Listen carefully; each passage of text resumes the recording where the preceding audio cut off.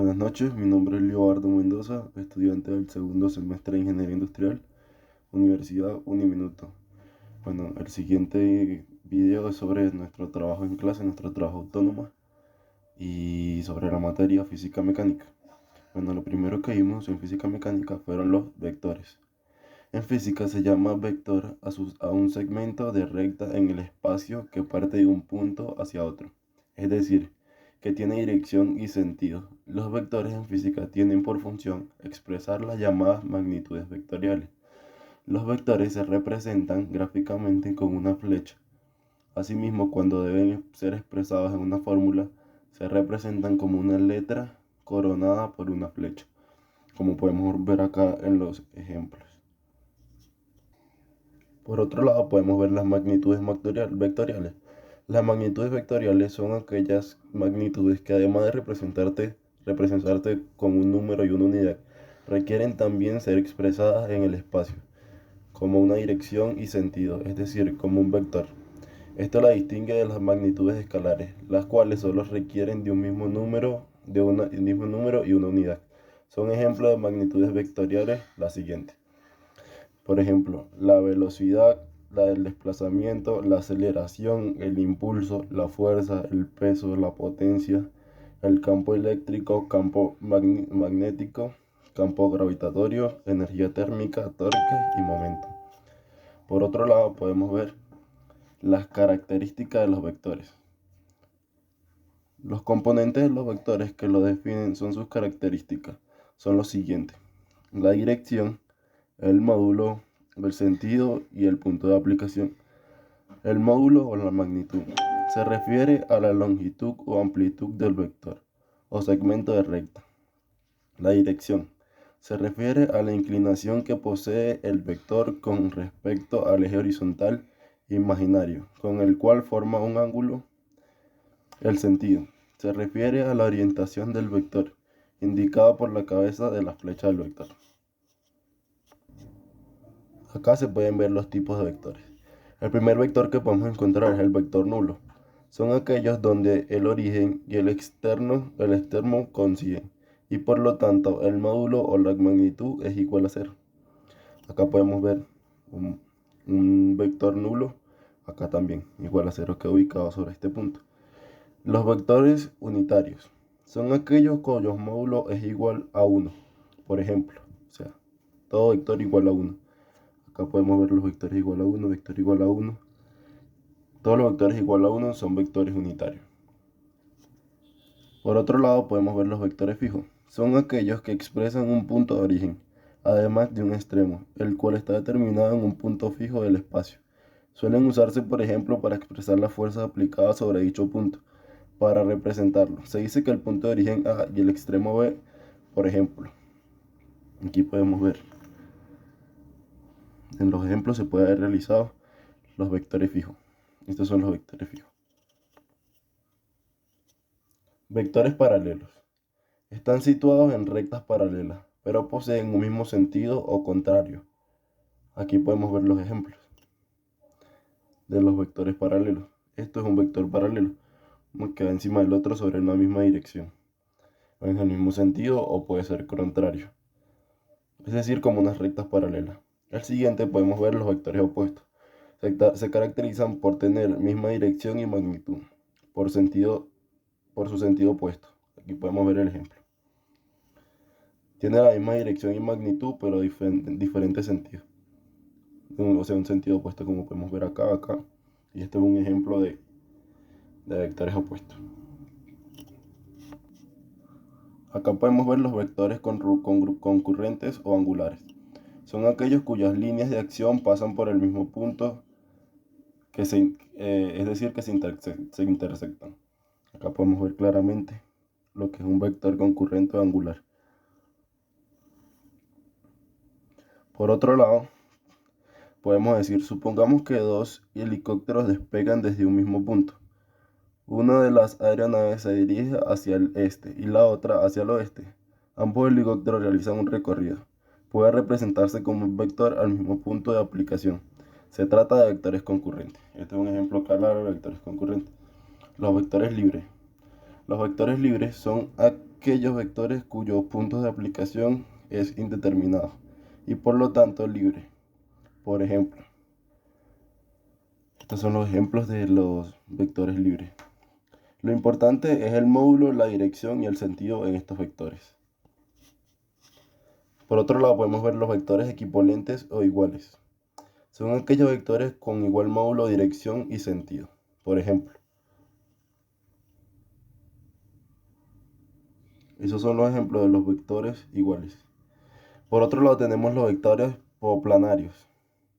Son aquellos que están sobre un mismo plano.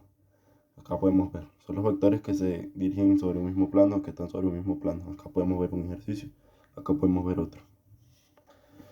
Otra cosa que se realizó en este semestre fue la cinemática. La cinemática es una rama de la física que estudia el movimiento de los objetos sólidos y su trayectoria en función del tiempo, y sin tomar en cuenta el origen de la fuerza que lo motiva. Por eso se toma la consideración la velocidad, el cambio en el desplazamiento por unidad de tiempo, y la aceleración, cambio de velocidad del objeto que se mueve.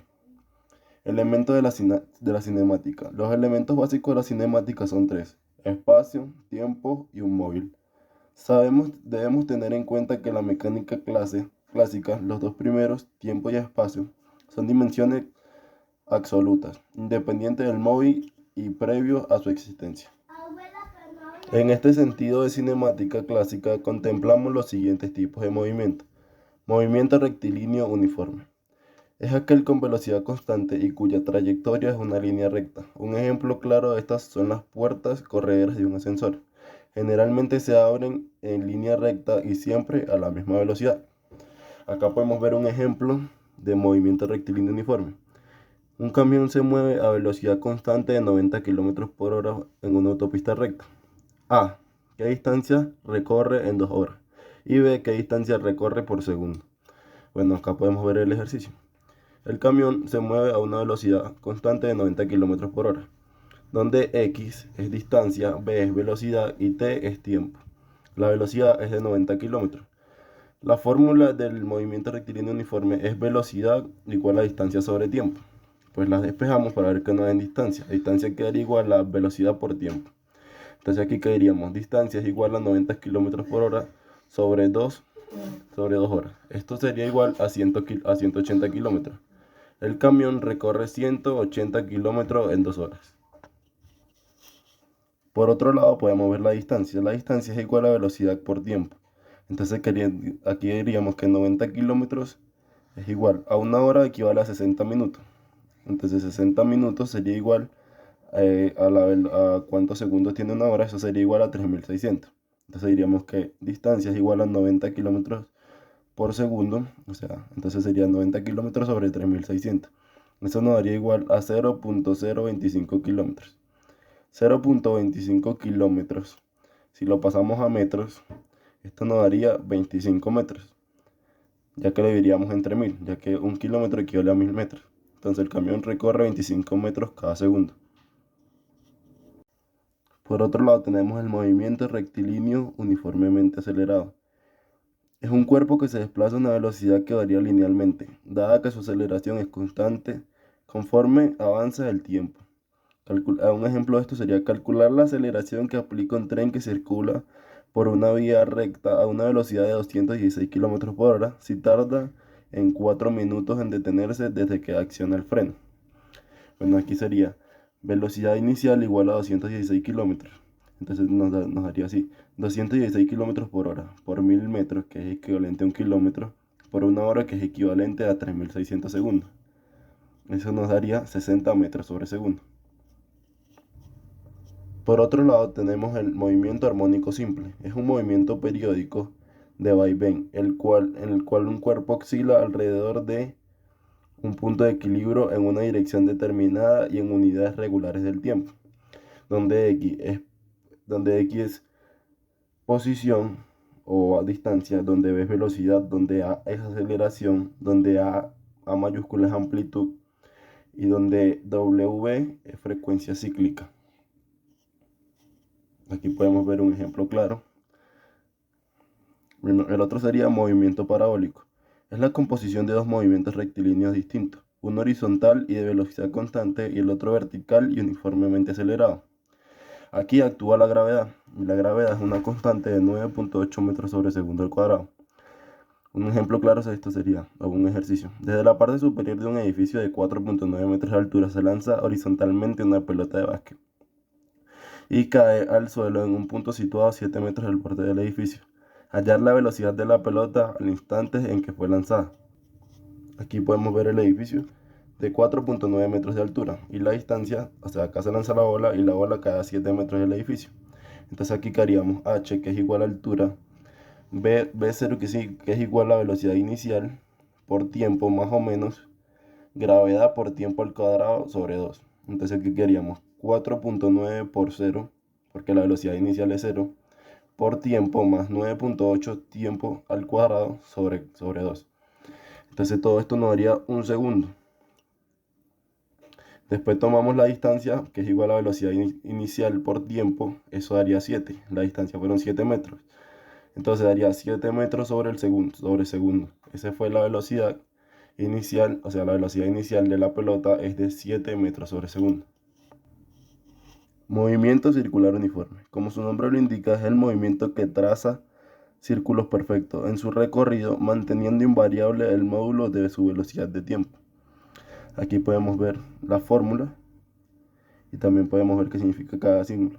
Por lo menos phi significa desplazamiento angular, w significa rapidez angular, t tiempo, l longitud del arco, b rapidez tangencial, bt significa rapidez tangencial, r igual a radio de giro, ac aceleración centípeta, t igual a periodo y f igual a frecuencia. Acá podemos ver un ejercicio claro donde dice: una pieza metálica sujeta a una cuerda descubre un movimiento circular de 0.35 metros y tarda 0.40 segundos en dar una vuelta completa. ¿Qué aceleración centrípeta representa? Entonces aquí podemos ver el ejercicio resuelto. Por otro lado tenemos el movimiento circularmente uniformemente acelerado. Es el movimiento que traza círculos perfectos en su recorrido, pero con una velocidad que varía en el módulo de tiempo. Acá podemos ver la fórmula, donde WF es velocidad angular final, T intervalo de tiempo, alfa sería igual a aceleración angular y phi sería igual a desplazamiento angular. Un ejercicio claro de esto sería: un volante que parte del reposo se acelera angularmente a razón de 2.5 radio.